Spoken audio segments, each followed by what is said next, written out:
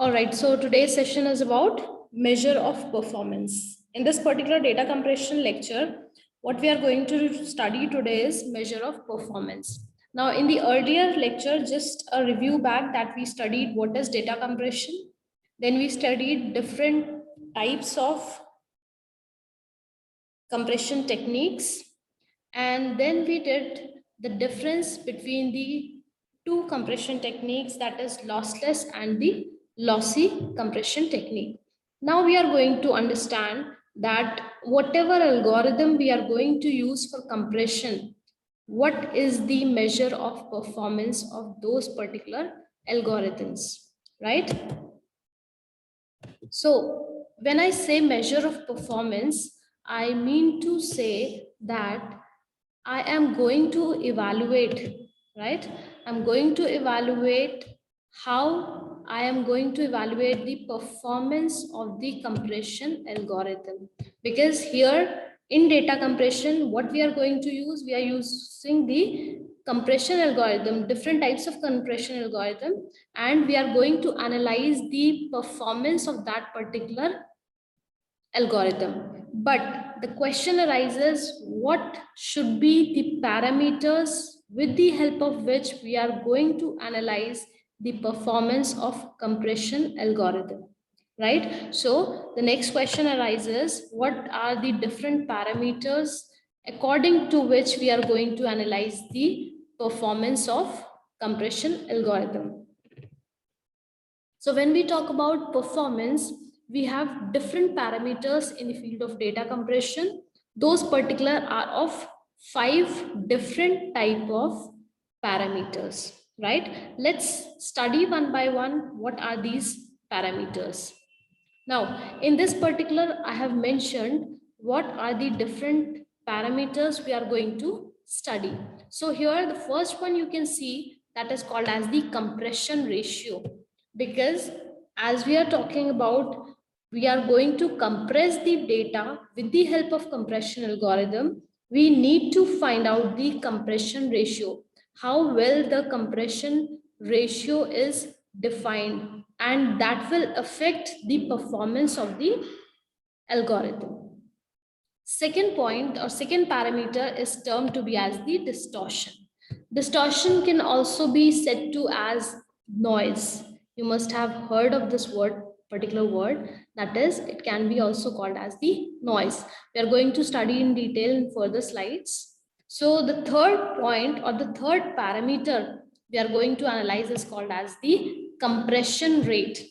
So these two are different. This is called as compression ratio, while this is called as the compression rate. Both are different from each other. We'll see how they are different. Next, the fourth parameter is called as the fidelity or quality. Now, fidelity or quality, these are kind of two same terms we are going to use in one parameter because they can be defined in the same way and they are the same terms which can be replaced by each other. Now, fifth point or fifth parameter, which is called as the self-information, right? So these are the 5 parameters which we are going to study one by one. Let's move on and study the first point, that is called as the compression ratio.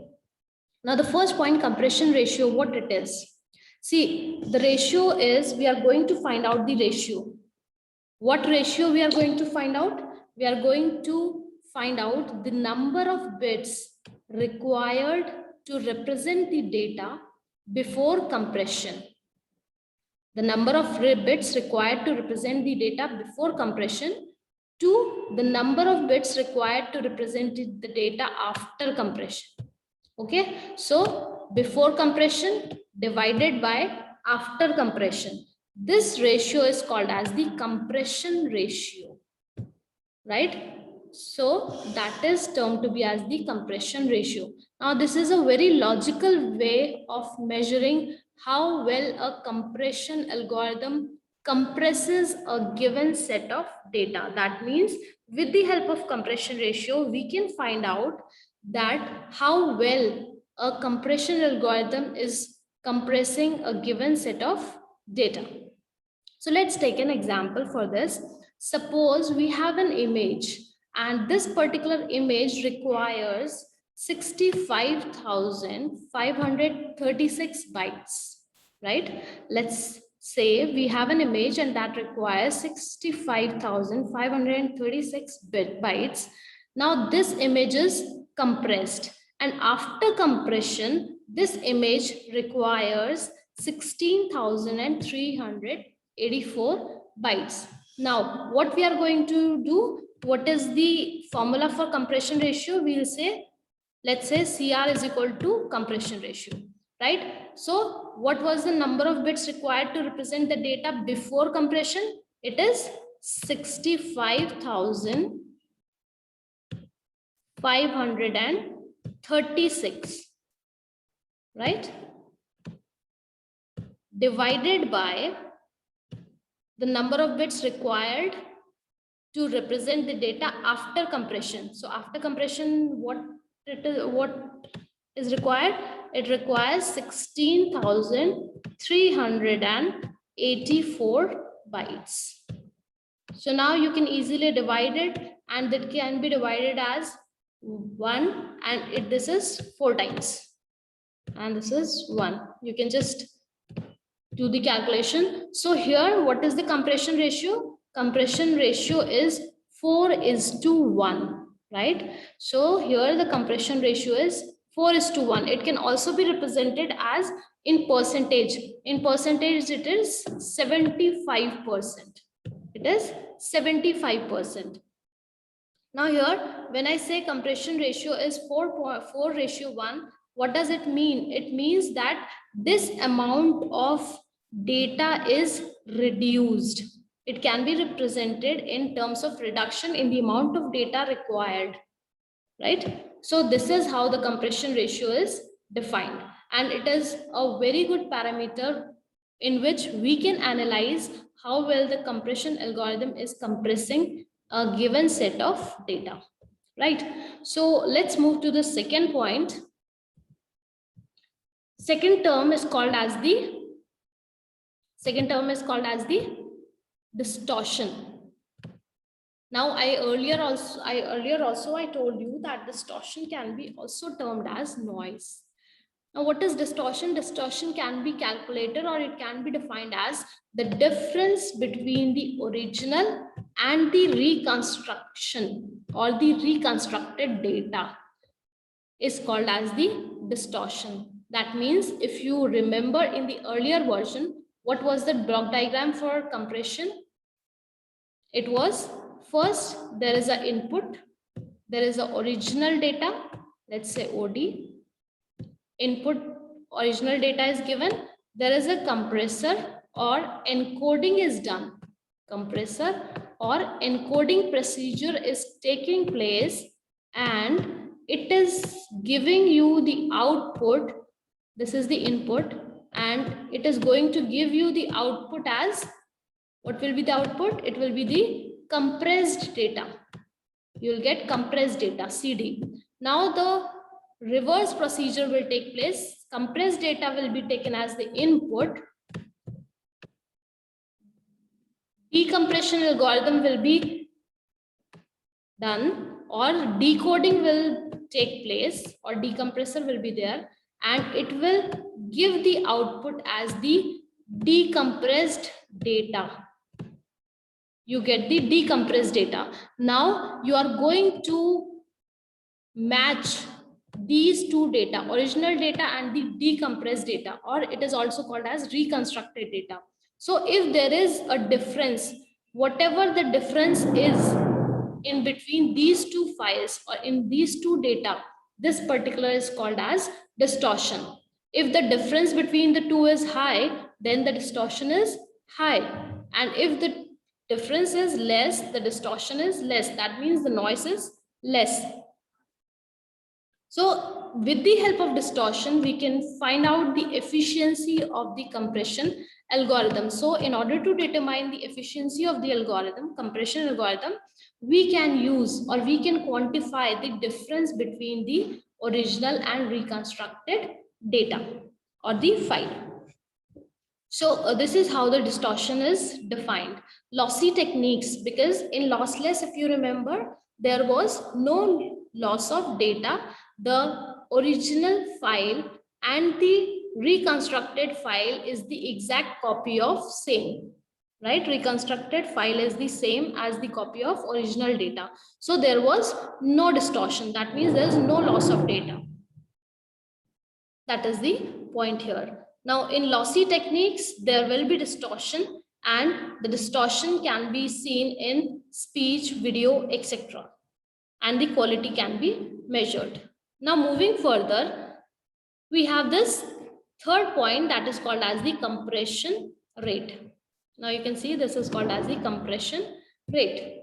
This is the third parameter. Now, what is this compression rate? Earlier, we have studied the compression ratio, but here we are going to define the compression rate, which is different.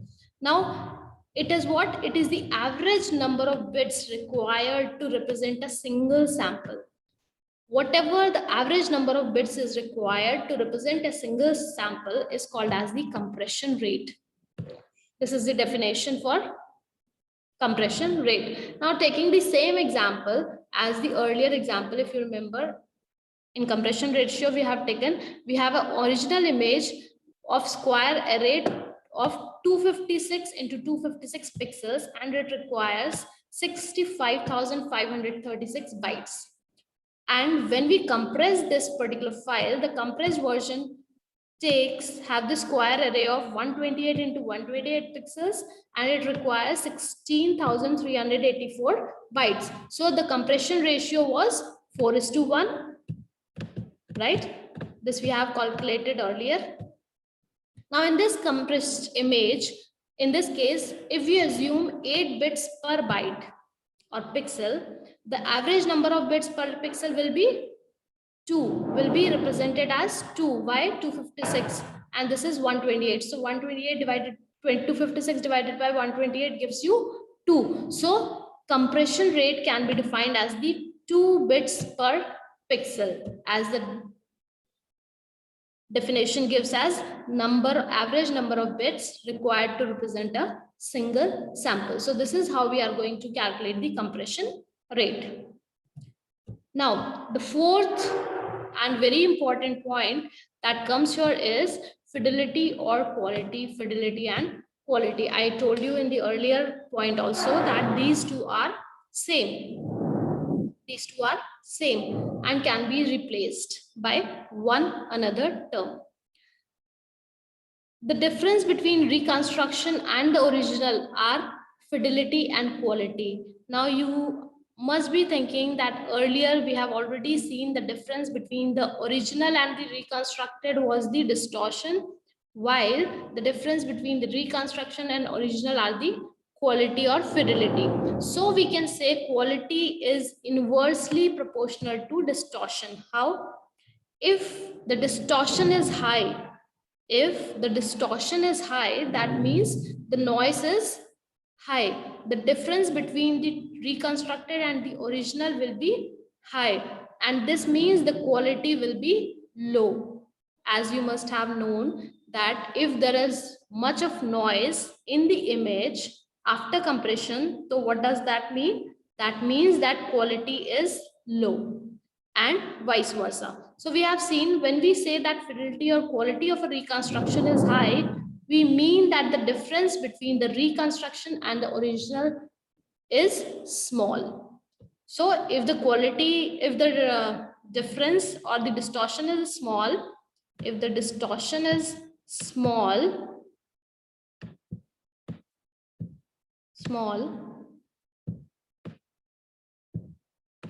then the quality will be high. And vice versa, because distortion can also be termed as the noise. And if the noise is greater, then the quality will be of lesser amount. That means the quality will be reduced in terms of the image or whatever the file is, right? So this is how we define the fidelity and quality. Next, the last point or the last parameter we define is called as the self-information. Now, what is the self-information? There's a scientist, Shannon, and he defined a quantity called self-information. Suppose we have an event A, right? Suppose we have an event A, which is a set of outcomes of some random experiments. That means if we have an event A, that is the outcome of some experiment. So we define PA will be the probability of event A to occur. That means if PA is the probability that event A will occur, then the self-information associated with A is given by, this is the formula for self-information. Self-information is denoted by I, and A is the event. So the self-information of event A is IA. So this is self-information, and this is equal to log base P is equal to minus log base P and PA, where what is PA? PA is the probability of the event to occur. So this is the probability of the event A to occur, right? So this is the formula for self-information. IA is equal to log base B is equal to minus log base B PA. This is how self-information is defined. Now, in the self-information, we say that if the probability of the